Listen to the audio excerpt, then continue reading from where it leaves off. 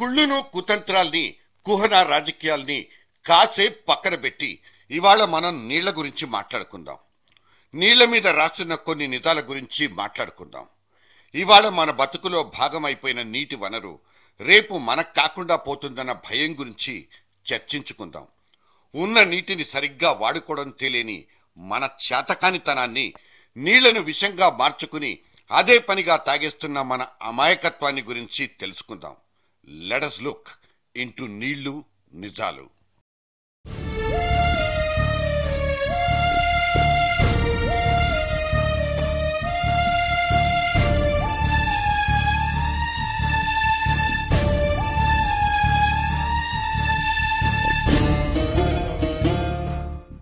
భూమి మీద 3 నీళ్లుంటే వాటిలో మనకు పనికొచ్చేది మాత్రం కేవలం 3% నీళ్లు మాత్రమే.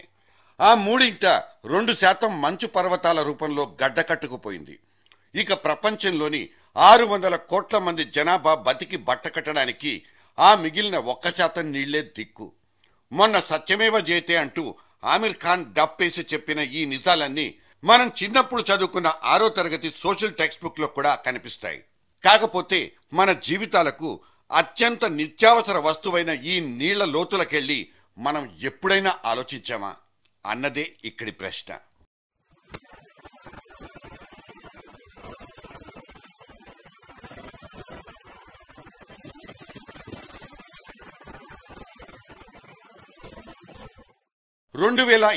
కల్లా అంటే ఇంకో 12 ఏళ్లలోపే ప్రపంచాన్ని నీటి సంక్షోభం చుట్టుముడుతుందని, చుక్క నీరు దొరక్క జనం అలల్లాడిపోతారని ఒక ముందస్తు సర్వే భయపెట్టి చంపేస్తోంది. నీటి చుక్క దొరక్క గొంతు తడుపుకునే దారే లేక శ్మశానాలుగా మారబోయే ఆ 16 నగరాల జాబితాలో మొట్టమొదటిది ఢిల్లీ, రెండోది ముంబై. ఇప్పటికే నీటి కటకటతో గొంతెండిపోతున్న మన భాగ్యనగరపు రేపటి తలరాత కూడా అటువంటిదే. చల్లటి మంజీరమ్మ దీవెనలు పుష్కలంగా ఉన్న ఈ ముచ్చటంతా ఇంకో 10 ఏళ్లు మాత్రమేనన్నది ఒక చేదు నిజం. ఇప్పటికే జంట నగరాల నిండా నీటి కరువు. 2 రోజులకొక్కసారి మాత్రమే ఇక్కడి నల్లాల్లో నీళ్లొచ్చేది. గుక్కెడి నీళ్లతో జనం గొంతు తడుపుకునేది.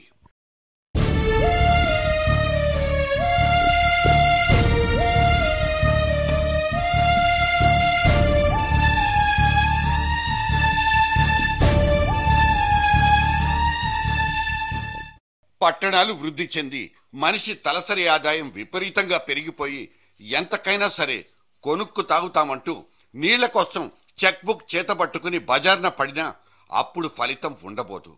ఈ 2 మహానగరాల్లో నీటికున్న డిమాండ్ తీర్చాలంటే అక్షరాల 24 లక్షల కోట్లు ఖర్చు చేయాలన్నది ఒక అంచనా.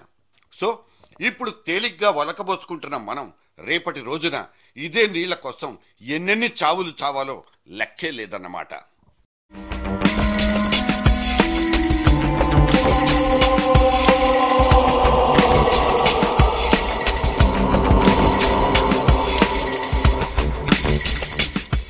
మొన్న 24 సెంటీమీటర్ల కుండపోత కురిసి హైదరాబాద్ నగరం తడిసి ముద్దైపోయినా, నాలాలన్నీ ఏరులై పారినా మన జలాశయాల్లో మాత్రం 3 అడుగులైనా నీటి మట్టం పెరిగింది లేదు. ఇటువంటి భారీ సైజు కుండపోతలు, కుంభవృష్టులు రోజుకు 4 సార్లు కురిసిన హైదరాబాదీల దాహం తీరదుగాక తీరదు. మ్యాన్ హోల్స్ నుంచి ఉప్పెనలా పొంగుకొస్తున్న వాననీళ్లను చూసి అవన్నీ మన కోసమేననుకుంటే మాత్రం బురదలో కాళ్లేసినట్లే లెక్క. ఈ నీళ్లను సరైన పద్ధతుల్లో నిల్వ చేసి మన ఇళ్ల దాకా సాగనంపే సాంకేతిక సామర్థ్యం వాటర్ బోర్డు వాళ్లకు లేనే లేదు. పైనుంచి ఎన్నేసి సెంటీమీటర్ల చొప్పున వానలు కురిసినా జనం మాత్రం ట్యాంకర్కు దాదాపు 3000 కుమ్మరించి కొనుక్కుని తీరాల్సిందే.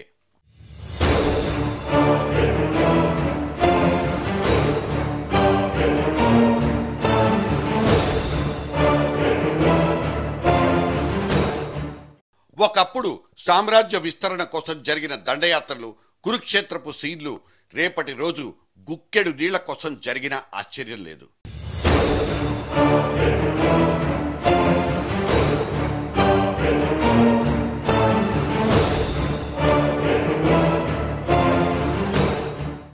రేపటిదాకా ఎందుకు? ఉద్రిక్తలు పుట్టిస్తున్న నీటి కరువు ఆనవాళ్లు ఇదిగో ఇక్కడే మన ఊరి పొలిమేరల్లోనే కనిపిస్తాయి.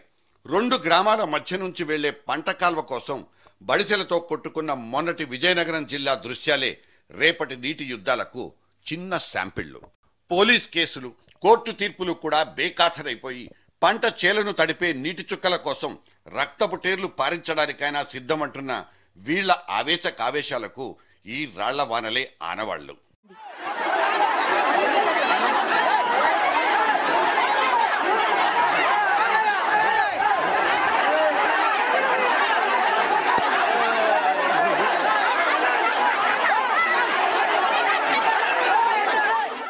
మారుమూల గ్రామాల్లో వైషమ్యాన్ని నింపడం దగ్గరే ఈ నీటి కొట్లాట ఆగిపోలేదు.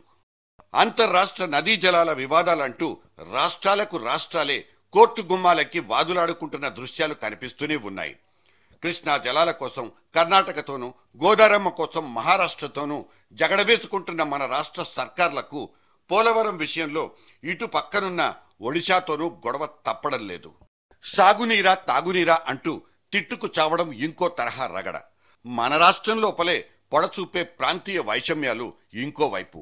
మొన్నటికి మొన్న కృష్ణా డెల్టాకు సాగునీటి జలాలు విడుదల చేస్తే ఊరుకునేదే లేదంటూ టీఆర్ఎస్ హెచ్చరించింది. ఇక్కడ 4 జిల్లాల్లో జనానికి గొంతెండిపోతుందన్నది తెలంగాణ వాదుల వాదన.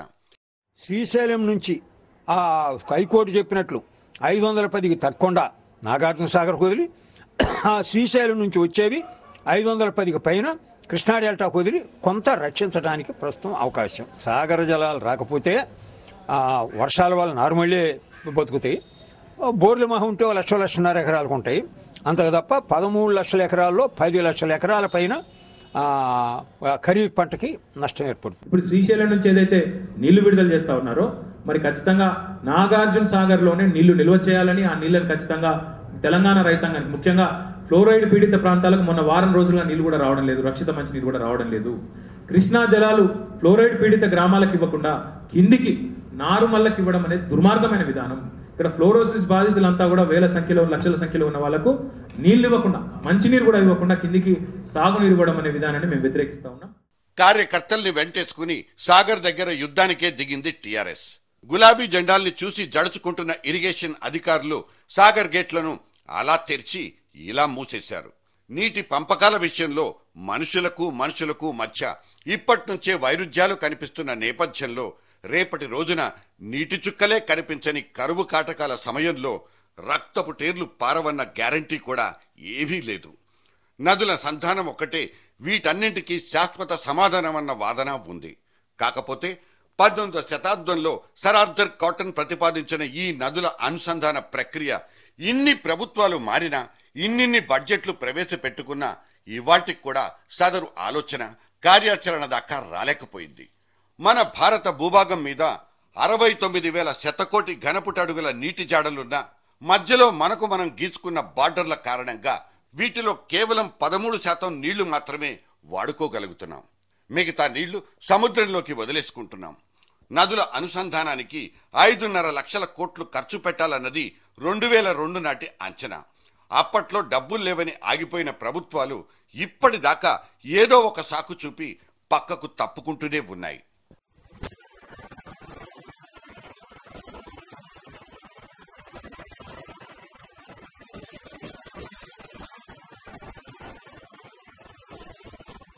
పాతాళం లోతున్న దిగుడు బావులు, నేల కతుక్కుపోయిన నీటి మట్టాలు, వెక్కిరిస్తున్న వేల కొద్దీ ఎడారి గ్రామాలు, బిందెడు నీళ్ల కోసం మైళ్లకు మైళ్లు నడుస్తున్న గ్రామీణ మహిళలు, రేపటి నీళ్ల కరువుకు ఇవే ఇవాల్టి రుజువులు. ఢిల్లీ పాదుషాలకు మత్తు వదిలి మేలుకునేదాకా మనకి నీటి కటకట తప్పదు మరి.